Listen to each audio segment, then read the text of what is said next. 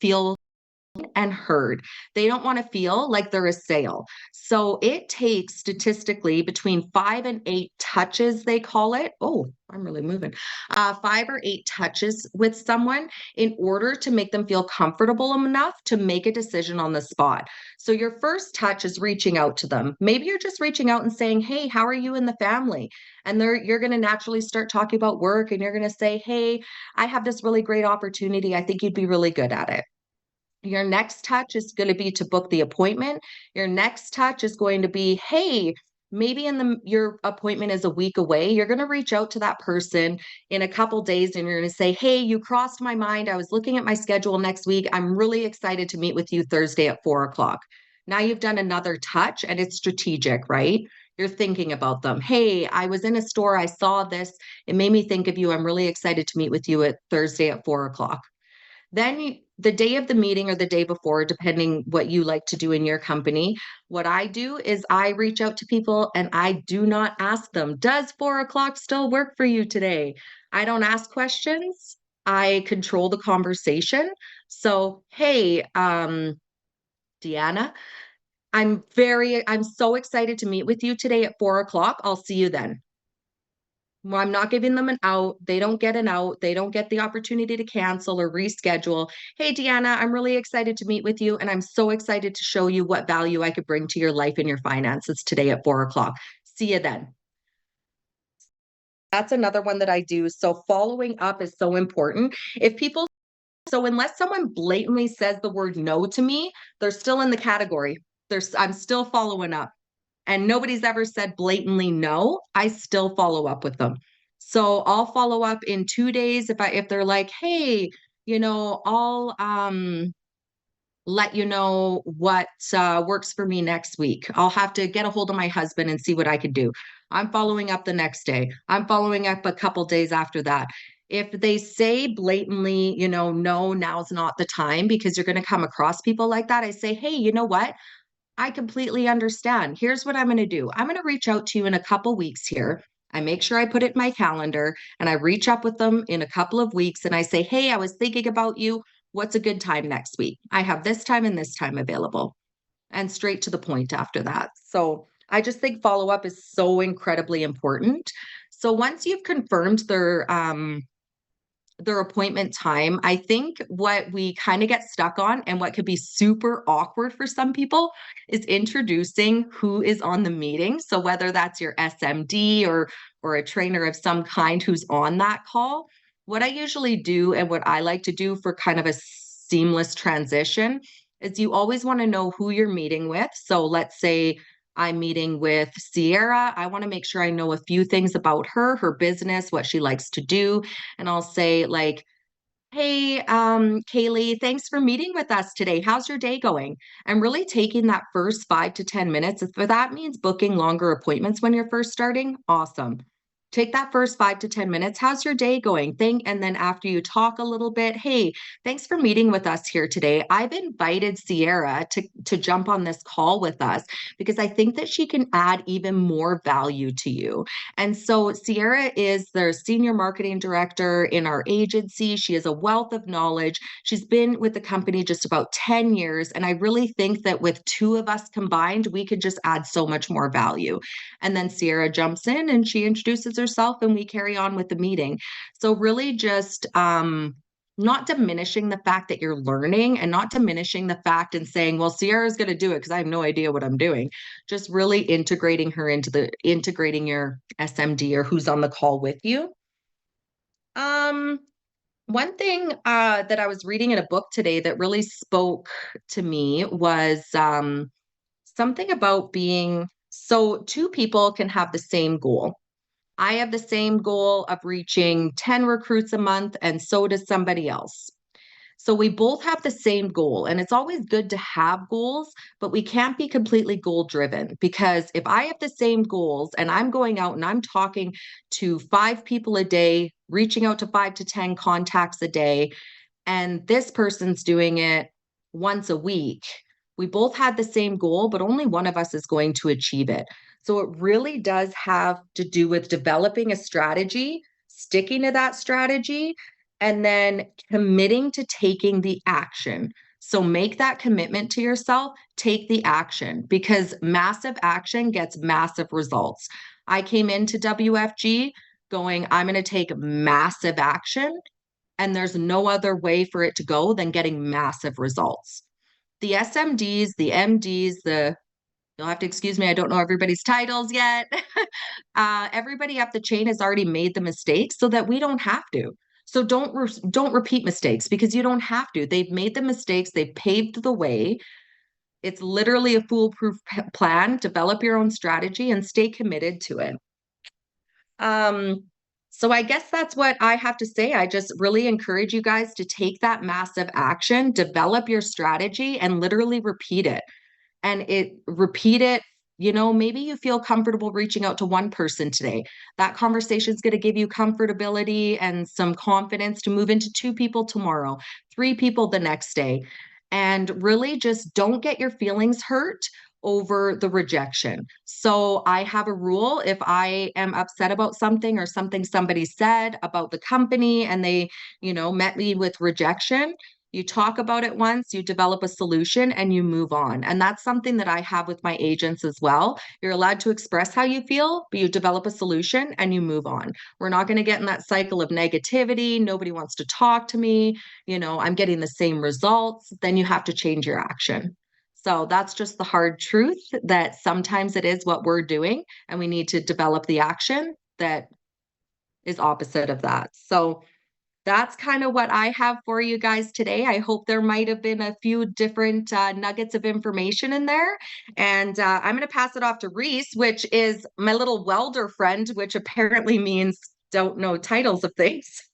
And so Rhys, if you guys don't know Rhys, he is a senior broker. I wrote down originally he was a $500,000 annual earner. And I wrote that because I'm just like forecasting that. I'm putting that out into the universe. He is still a $250,000 earner annually. I'm putting it out there. Rhys is going to be the next half. And he is actually our top personal recruiter. So I'm very excited to see what he has to say. Thanks, guys. I love it. Let's give it up for Crystal. That was so awesome, guys. Great job. She's talking like an SMD, and thanks so much for that, Crystal. I can't wait till I'm at $500,000 a year as well, and it's coming up fast. I mean, the quickest path to hitting those milestones, guys, is showing up to the class you're on, learning how to recruit for yourself, recruit for your team. We did a great appointment today with a brand new lady in my team. She works in the service industry, and we're sitting down with her mom. Pretty sure they're on the call here today.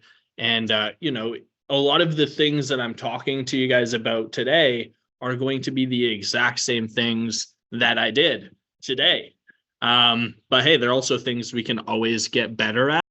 So I had a lot of fun preparing for class.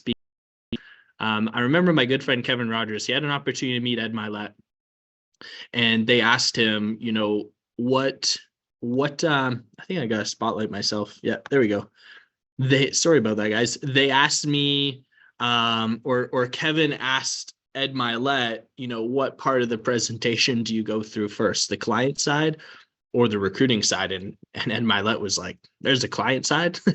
It's always a recruiting presentation. So I remember when I was in Crystal's place, and for anyone who's been around a while, I was recruiting large numbers too. I remember listening to Ed Milet's eye opener day in, day out, multiple times a day, and literally writing it out word for word and just regurgitating that exactly what Ed Milet would say on appointment. So today, my first tip for you guys is setting the stage for your appointment. If you want it to be a recruiting appointment, you can call it setting the stage for a recruiting appointment. Now, when I set the stage, I don't want to take a lot of time to role play all of this stuff here, guys, because this takes me like 10, 15 minutes when I do this in itself. But when we're setting the stage, I personally I'll transition into, hey, I really appreciate you sitting down today, Kaylee, to help Crystal with her training. I know it means so much to her, just so I can make the best use of your time, Kaylee. Is it cool if I ask you a couple of questions to get to know you? And then Kaylee is going to tell me yes, right? Or if she like really doesn't want to be there, she can be like, no, let's get this over with. And I'm not going to try and recruit her. I'm just going to go and get it over with and do a great job of getting the information across. So Crystal has an opportunity to learn. Right. But 99.999 repetitive forever % of the time, people say yes. They're like, yeah, I mean, of course. Right. So your first question is a natural question, guys. And so if you want to write these questions down in order, these are the questions I go through. I'm saying stage with someone, I'm like, you know, hey, Kaylee, tell me what it is you do for work. Or if when the agent was introducing me, you know, they said Kaylee's a stay-at-home mom, or Kaylee is a server, or Kaylee works in the oil field. I'm like, you know, Kaylee, let me know that you work in the oil field. You know, how long have you been doing that? Right? Just have basic conversation around their job. You want to eventually get to a point where you're like, you know, do you love your job or do you just like it? And then hopefully they say they love or like their job, right? But you want to get to a point where then you're asking them, if you could change anything about your job, what might that be? Right? So as you're having a natural conversation around their job, and you can even do this stuff at dinner parties, you can do this stuff, you know, in person. I did this on the golf course with a random dude who he's a pilot. And you know, got his number. So you know, you're asking people these natural questions to draw information from them. Here's something you want to write down. A strong presentation doesn't give statements.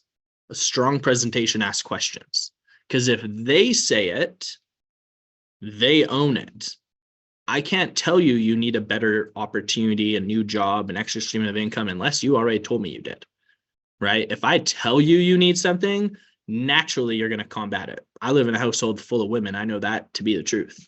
But if I can get you to tell me you need something and I can give you this solution, you know, then we're laughing. So when someone says, hey, you know, I would change this about my job, boom, write that down. Right? Whatever they like about their job, they like working hard, they like working with a team, the money's good, whatever they like about their job, you're going to show them throughout your presentation how WFG can still provide that for them. And then whatever they don't like about their job, you're going to show them how WFG can fix that problem. Does that make sense? Am I keeping it simple enough for everyone? See, Aaron's got some thumbs up. That's great. All right. So that's the first question, setting the stage. I just need you to tell me what you don't like about your job and what you like about your job. Natural conversation. Second stage of setting the stage is I'm going to ask you, you know, if you had all the time and the money in the world, what kind of things would you do with it? If you had unlimited income and you didn't have to work for a job, where would you live? What would your house look like? Right? We're having a fun conversation now. And then as we're getting dreamy, you know, what color is it? Where do you live? Oh, I live in California. That's not specific enough. Where in California would you live? Right? If you had all the money in the world, would you live right beside Mariah Carey and listen to, you know, her sing live at Christmas time? Or would you live beside LeBron James? You decide, right? And then at the end of that, I'm going to ask them, hey, you know, out of curiosity, what's the possibility that, you know, working in the oil field or nursing, or, you know, what's the possibility of that actually ever happening based on your current income? 99% of the time people say probably never. And now you have them. And this is what you want to say. Oh, so an extra stream of income, or, you know, a career that provided more income, you know, might be something that appeals to you then. Obviously, people in that situation are going to say yes, right? Now I'm going to talk about their hobbies, like what kinds of things do you love to do? And a lot of times, probably the most common answer is travel. You know, I would love to travel more. Well, does your current career, you know, give you enough time to travel as much as you'd like to, or enough money to travel as much and as often as you like to? And usually the answer is no. You know, so freedom of time is important to you. Right? Having more freedom of time would be something that, you know, appeals to you. And so, you know, one thing that I want you guys to focus on leaving this class, because it's great you're hanging out with me here. I'm so happy to see you guys here. But one thing I want you guys to do is write out a script for you to set the stage. You need to consistently ask the same questions, and it's weird at first because it's scripted, but it becomes a part of your presentation. And add some of your own questions. If you don't like the things I said and you think there's better things to say, like, hey, I'm just saying the things Ed Milet said. And, he's been pretty successful. But add your own personality into there, and maybe have a handful of questions, have 5, 10 questions that you rotate through as you're sitting down with, different personalities. And then here's a really important part of it.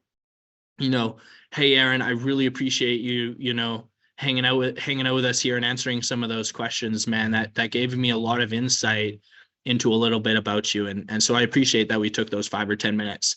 Now, with your permission, Aaron, a couple of the things you said, you wanted to get out of the oil field. You wanted that dream house in California. You want to spend way more time traveling the world with your dog.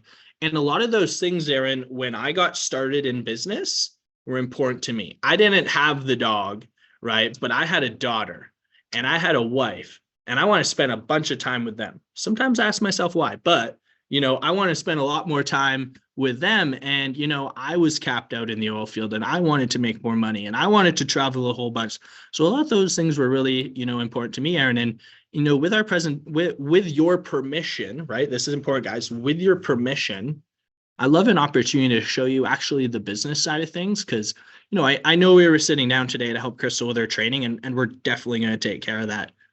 But I think you'd actually get a lot of value out of what our company might be able to do for you. Is that cool if I walk you through that and show you what we do for families? And now I've asked his permission. He's given me his permission, because 3 times through setting the stage, he's told me he needs this without really knowing it.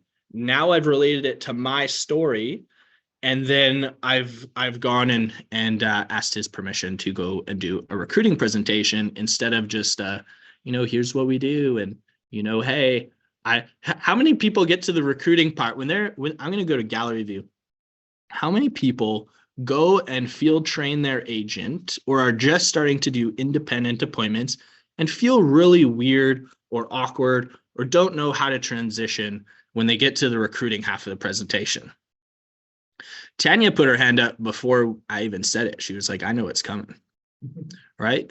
Now I've been there, guys, right? It's weird when you're doing a first-time appointment, field training your agent with like their parents, and you're like, hey, we're not trying to recruit you. Like, I just gotta go through this for their training. So like, bear with us, please.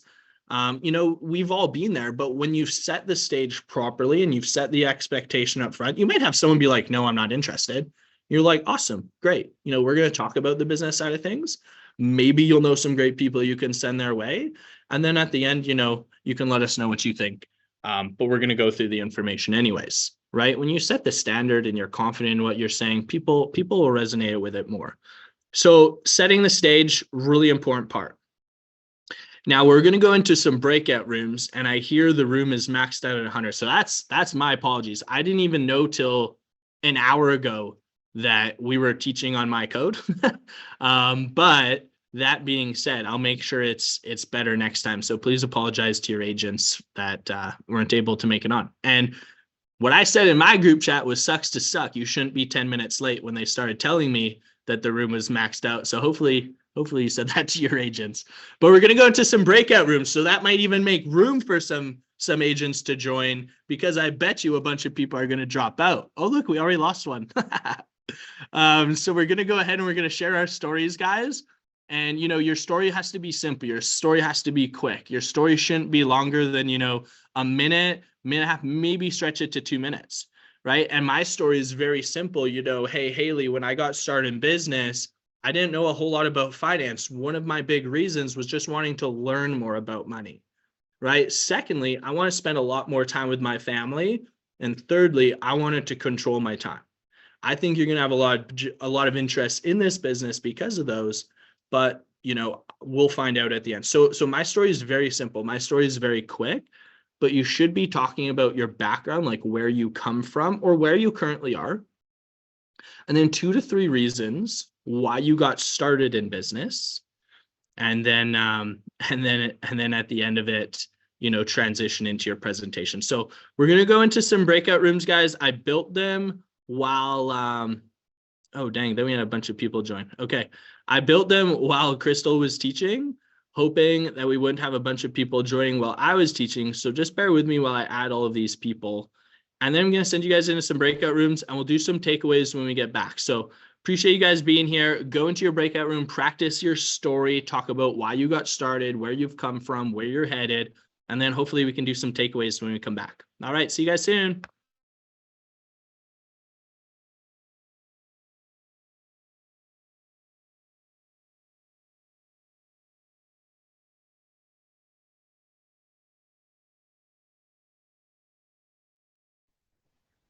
Hello, everyone. How's it going? Good. How are you? I'm good. I'm good. Where's everyone located? I'm in Saskatchewan. Nice. I'm in I'm in Alberta. Alberta. Perfect.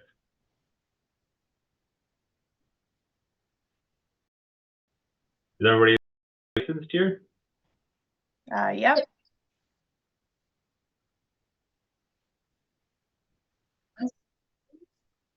Perfect. There we go. Welcome, Laura. All righty. My story. Okay, so I come from a background in the restaurant industry. I've spent most of my life in there. Most recently, my mother owned her own restaurant, so I helped her run that for the past 9 years. Um, and so I was just looking for more freedom of time. I wanted to buy back my time, be my own boss. And I don't know if anyone else works in the restaurant industry, but you don't get a lot of perks for getting time off, or you miss a lot of holidays. You don't get the weekends off. So I lost a lot of friends along the way because I wasn't able to do stuff with them. So the reason why I got into business, I just want to be my own boss, buy back my time, just have more freedom so I can actually go to more events and do more things with friends and family and just have the opportunity to actually live my life a little bit and just get back the time that I feel I missed. That's about it.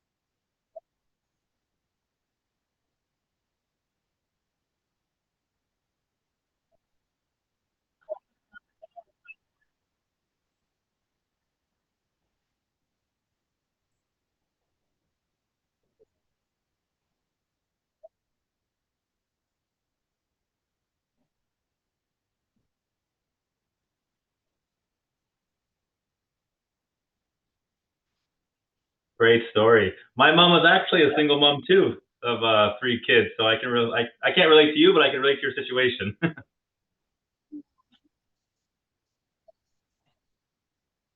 Well, yeah, because she's been a server her whole life too. And then she eventually got tired of putting her flair on other people's restaurants. So one year she just decided to quit and open up her own restaurant, and it was successful for 9 years. And then now she's retired. Yeah, so she got the entrepreneurial blood in her. So I'm gonna try to be my own entrepreneur with this and keep the legacy going.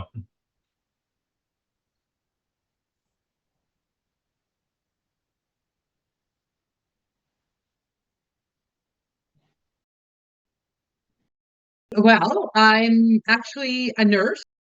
I'm off right now because I've had shoulder injury. Had surgery a couple months, and I used to the company from my spouse, who's been with the company for a lot longer than I have. And, so I got licensed last year, and then I've kind of just been working my way into it, and he's full time now. I'll let him tell his story, but yeah, so we're just working at getting this up and going, and then shoot, and then eventually I will give up my nursing license and do this full time as well. Awesome. I love that you guys are doing it together because it's so much more powerful when you do it as a couple, and you can reach so many more people, and you get to work together, and you get to connect more and be stronger together. So I wish the best for you guys. I'm jealous. Not jealous, envious.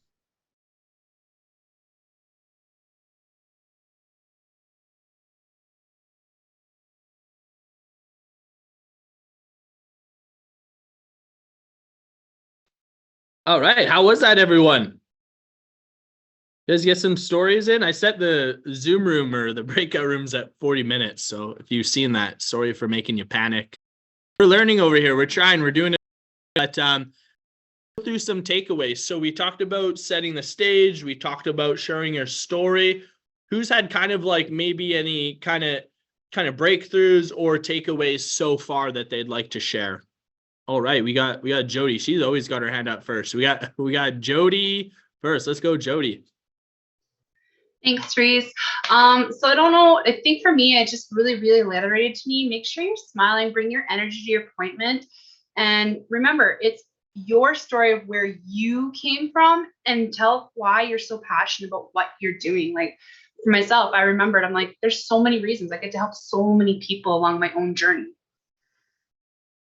Yep, 100%. I appreciate that share, Jody. And, one thing from there is, stories sell. People will buy more into you than they do WFG. People will buy more into you than they do the actual presentation and the information you share with them. So, I mean, it's so important to be sharing who you are and your story. All right, Diane with the cat just literally throws the cat. Just jumps in.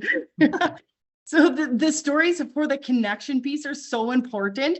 But as we were going through and Fola was speaking, I was like, wow, I feel excited. And so often people forget what we're actually saying so fast, but they remember how they felt. And Fola absolutely nailed it with the passion and the excitement. And my cat's learning lots too. I love that. Great share, Diane. And sounds like Fola was killing it. Great job, guys. And thanks for the share, Diane. All right, let's go, Laura. And then I think that's Amber. Is that Amber? Yeah. Okay, cool. Let's go, Laura, then Amber, and then we'll get into the next point.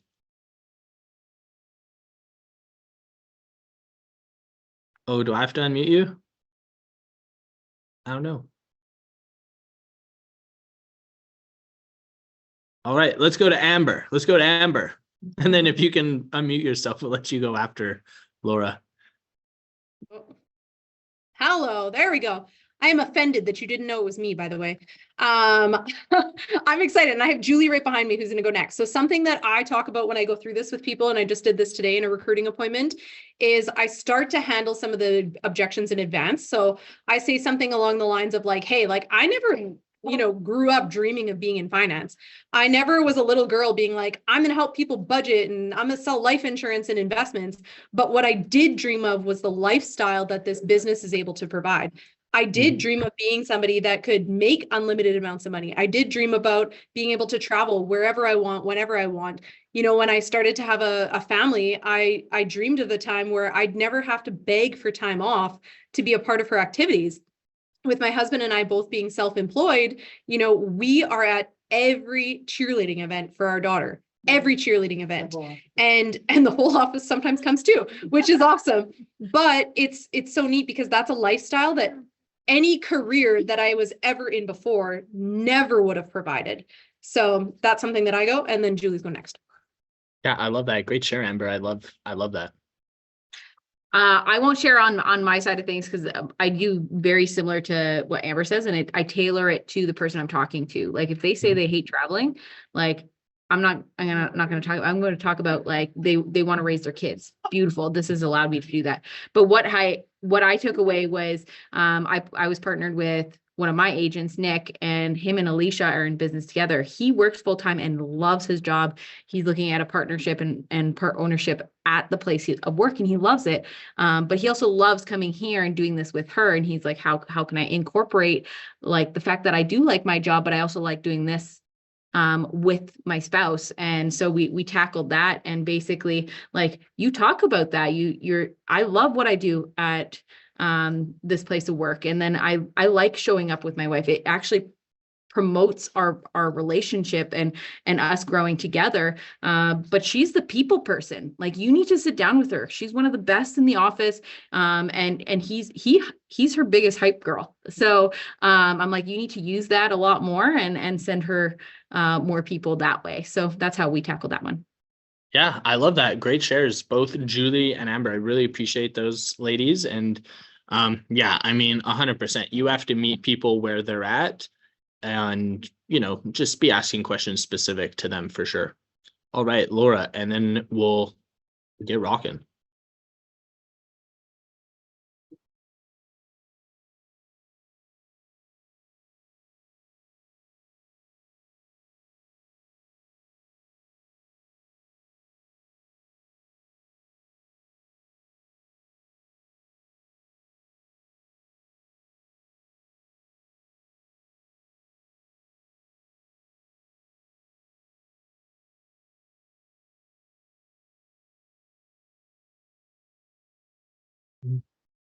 Yeah, my pleasure. Me and Crystal were literally talking about, we're like, how do we teach a recruiting class? Like, we don't think we're like special in any way. Like, I just get on a bunch of appointments and have a bunch of, you know, conversations around recruiting, which leads to a bunch of recruiting appointments, which leads to like high recruiting numbers. So I want you guys to know, you know, I'm sorry if I disappointed any of you guys showing up here today that thought you'd get some kind of like secret sauce or answer. Like, this is a war market business, and you just need to get on a ton of appointments. And as long as they're like recruiting focused, like, hey, come check out what I do, I think you'd be good at it. And however you're inviting people out, like you'll do big recruiting numbers. You'll hit your 3,330, you'll hit your 5,530, you'll go and do 10 directs. You know, it's literally a volume thing. Like, again, the presentation that you do works. It's usually you're just not doing enough of it, or you're maybe having some limiting beliefs, and like you're just not asking the question that you need to ask to get people, you know, thinking recruiting and thinking opportunity. You're maybe what would the word be? Just like second guessing the business opportunity for yourself, and then it'll just go back in the field with whoever trained you. If you're lacking belief, let someone else who's excited do your appointments with you. It'll get you awesome results and build your belief back up that you can do it.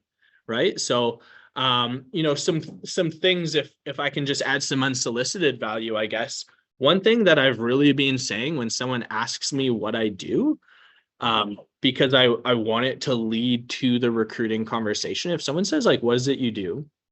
Most people are like, oh, I work in finance, or, you know, I'm an insurance broker, or I teach families how to save money.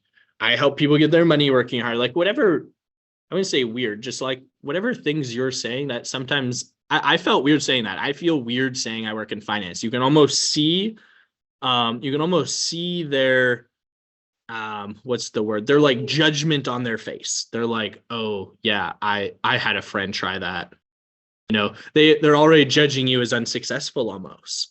Right. And so what's really been working for me to get a ton of numbers on the recruiting side is like, hey, on one hand, I save people money. I help them get their money working harder. You know, I call it the one hand, other hand, right? I help them get their money working harder, teach them about money, save money, whatever, right? Talk about the client side of things on one hand. But on the other hand, Dan, you know, I'm glad you asked.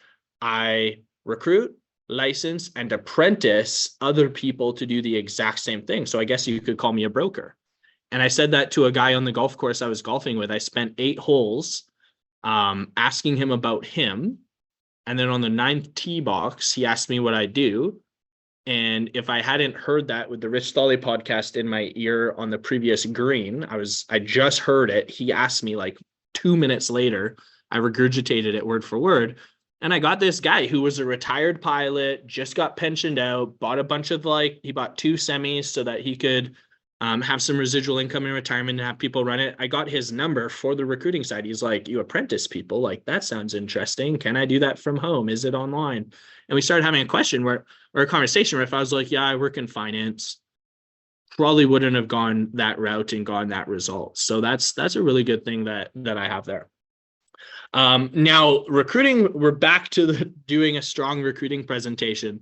What are you recruiting to, guys? Some bullet points that I hope you're going to start sharing, if you're not already, most of you probably are, is start talking about your core values and standards, right? Stop talking about, well, obviously we got to talk about the financial independence number, but that stuff's all logical stuff. You got to get people with emotion. And although the financial independence number is great for the majority of Canadians to learn about, people are going to really connect with you when you start talking about who you're looking for and setting those standards and talking about your core values so they know what they're joining, they know what they're becoming a part of. Right? So what are you recruiting to? I also talk a lot about my vision when I'm doing a recruiting appointment, right?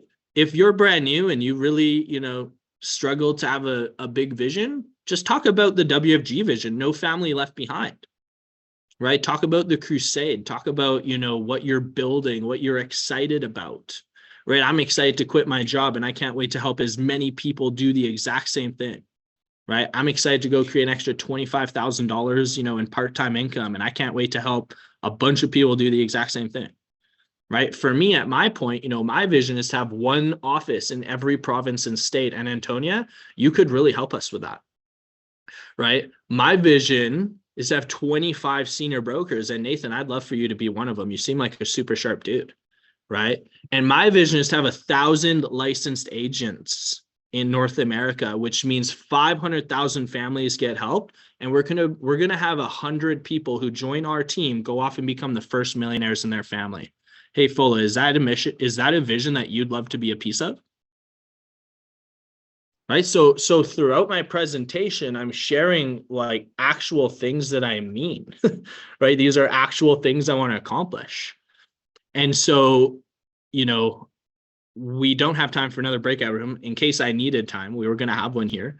We go through the vision, we go through our core values and standards so that we can figure out if they're a good fit for us. Because I'm going to ask you which of those core values or standards resonate the most with you.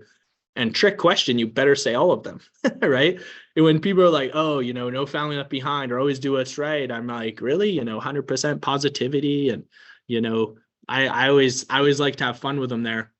But then also sharing your vision, where you're headed. Do you think Nike recruits, chief financial officers without having a vision, without having a plan for what they're going to do in the next quarter and the next 5-10 years? These massive companies that you look up to are recruiting off vision and finding the best people. I remember, I think her name's Andrea Buckingham. If I remember correctly, she's a Jamaican lady down in New York, and she was speaking on one of my calls once. And she said, I'd rather lose people of no values because I have them than lose the people of value because I had none. Right. So basically, if you're bringing whoever into the team because you just need people, you have no standards in your team. You're going to lose the people who are going to do the most with the business because they're going to be attracted to standards. They're going to be attracted to core values that you also follow hand in hand. And my gold nugget to close on for you guys, I didn't want to share this in the beginning because I knew as soon as we started doing breakout rooms, people would drop off. We lost 10, we gained 6 back. So for everyone who stayed to the end, this is literally what I say on every appointment. I ask you 3 questions, right? I ask, what do you love to do? Right? What do you love to do? Does your job allow you to do that as much as you want to? Do you make enough money to do that as much as you want to? I ask what you're good at, right? I ask, what are you good at? What are some of your, strongest strengths that make you successful with what you're already doing? And then thirdly, I ask them what their goals, right? Very simple here, guys. I ask them what their goals are in the next 5 to 10 years, and maybe some higher law, long-term goals. And then my whole presentation is tied to those things. I'm showing them how WFG can let them spend more time doing the things they love to do. If it's golf, great. I'm going to talk a lot about the golf trips I've been on. If it's travel, if it's spend time with your kids, I'm going to talk about all that stuff, right? I'm going to show them how their natural God-given skills actually qualify them to build an incredible business here, right? The things they're already good at their job. I'm going to show them how WFG values that and how that qualifies them to make money and build a business here. And then thirdly, I'm going to show them how all their dreams come true. My whole presentation is tied to those 3 questions. And then at the end, this is where you drive it all home. You're closing every step of the way. This is where you close the agent code. You know, hey, Aaron, just because you're on my screen.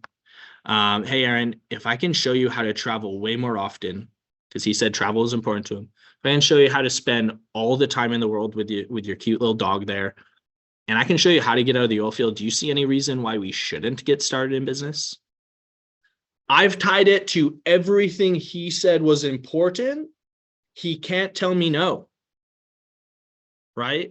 With the 16 directs I did in January and the 10 in February and the 9 last month, like every single one of them, that was my strategy. Find out what they're good at, find out what qualifies them to be successful here, like what their talents are, find out what they like to do, and find out what their goals and dreams are. And the whole presentation, I'm selling them on their dream and asking them that question at the end.